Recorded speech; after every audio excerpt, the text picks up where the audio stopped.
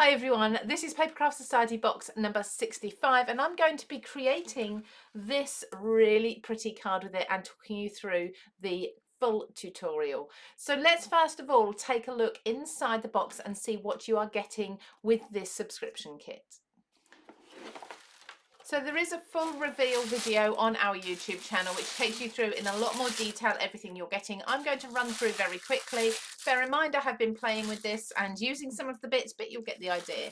So we have a huge amount of raffia here. I love this. I don't see it very often, but it really helps with the natural feel of the RSPB kit. Then inside here we have, first of all, very importantly, the project booklet, 32 pages of inspiration and projects that you can be following along with, all using the contents of the kit. Then we have a stamp set full of birds, beautiful flowers, some foliage and some other wildlife in there too. We have a stamp set of sentiments also. We have some handmade paper. We have some dies. Now some of these are outline dies for the stamps we've just seen and some are completely standalone. Then we also have a stencil, so beautiful florals there, and there's lots of tutorials inside the booklet using all of these items, especially the stencils. We have some gorgeous patterned papers that coordinates with everything, and then in the box there's even more. So we have got ephemera, so lots of toppers and pieces here that are all printed ready for you to pop onto your card to make really nice quick projects. Inside here we have some beautiful paper flowers, and then we also have our coordinating cardstock. Now I did use the pale pink one for the card base for my project, but we've also got the hot pink, the grass green and the beautiful almost a lavender blue there.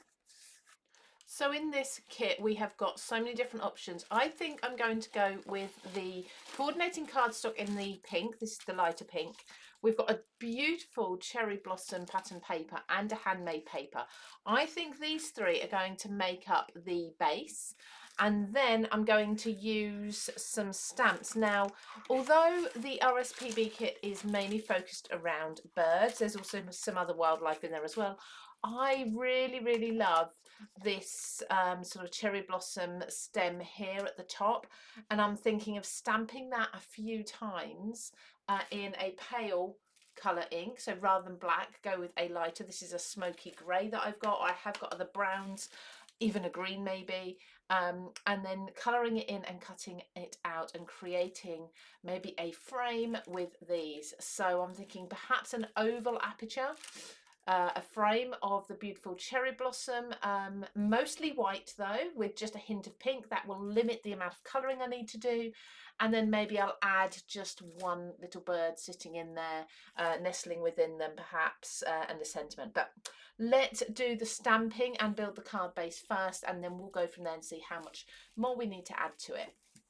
So first things first, I need to make my card base. So I'm going to use my scoreboard here and I'm going to score a line down the centre of the coordinating cardstock. So this is going to give me an A6 card base. If you're in the US, that's going to be more like A2 size roughly. Then I'm going to cut a piece of the mulberry or handmade paper as well. So I need to trim this to size. As you can see, it is ever so slightly opaque, so or rather translucent, so you can see through it. So it's slightly opaque, slightly transparent, a mix of the two. So I'm easily going to be able to mark whereabouts I need to trim this. Now I'm going to try trimming it with my trimmer here. It's quite a sharp blade on it, it's a new blade, so I'm hoping it will cut okay. I'm just being very careful about the edges. I'm not sure how well it's going to cut. Oh, that's fine, because this sort of paper does have a frayed edge because of the fibres. You're never going to get a nice clean cut with it anyway. So I'm happy with that. I'm going very gently to start with. There we go. So that will be a layer that will go down on the card. And then I need a very slightly larger layer of this beautiful pink cherry blossom card. So I'm going to place this inside my trimmer and just use the last piece I cut as a guide to cut a panel ever so slightly larger. Now you could of course measure this, so it looks like it will be around about 7 3/4 centimetres. Oh no, that's not, that's the scoring. Let me just come down here and get you the measurement for the trimmer, which would be, sorry, that is 9 3/4 centimetres across. And let's pop it in about there, and 14 centimetres tall. So put that to the side and just check that that's going to fit nicely on there. Yep, I'm happy with that. So popping this to the side, what I now want to do is cut an aperture into this paper. So I have got myself some of my craft essentials, and that's my nesting dies in ovals. So let's just take one, that's quite a nice one, maybe go a little bit larger. Let's try the next size up. Oh, I think that's quite a nice size. So I'm going to die cut this oval. It doesn't have to be an oval though. If you have squares or rectangles or something else, circles maybe at home, you could cut a different shape into the front. I'm going to keep it as central as possible and just run that through my die cutting machine. So for the mulberry paper, I'm going to use my regular wet glue. This is my CraftStash or Creative Craft Products bookbinding glue. So I'm going to adhere this down with this. Now in the center here, I'm going to put some glue on, and you could use a palette knife, but I'm actually just going to use my finger and just spread that out nice and thinly, just so it doesn't make the paper warp at all in the center where we're going to see it, and place this down. Then I'm going to take the oval cut piece and I'm going to use some foam tape around the edge to raise this up. And this is going to go down, making sure the florals are the right way up. There is a direction to them, and press that down. So we've got that slightly raised with the really pretty mulberry paper on the inside. Okay, now to create the contrast, I'm going to have some white flowers around the edge here. So as I say, these are going to be the flowers from here. So I'm going to stamp those in the lighter brown colour onto some white cardstock. This stamp has such a beautiful, delicate design. It's absolutely stunning. So you could even just stamp it and leave it as it is without any colouring, and it would still look beautiful. So I fit 4 onto my piece of cardstock, and I think that's going to be enough. So all I'm going to do is take a pale pink ink. This is an alcohol pen from Creative Craft Products, and I'm just going to colour the base of each of the petals. Just the tiniest little bit with the pink, and then take the clear colourless blender and just run that over the edges to help blend that into white. So I'm going to do that on each one of these flowers, so each one has the pale pink base with the white tipped petals. I'm just going to have a look at my colour chart for my alcohol pens and choose a colour that works well with the paper, and I think that will be 59 pale green. I'm just going to use the tip of that to do the stems around the flowers too.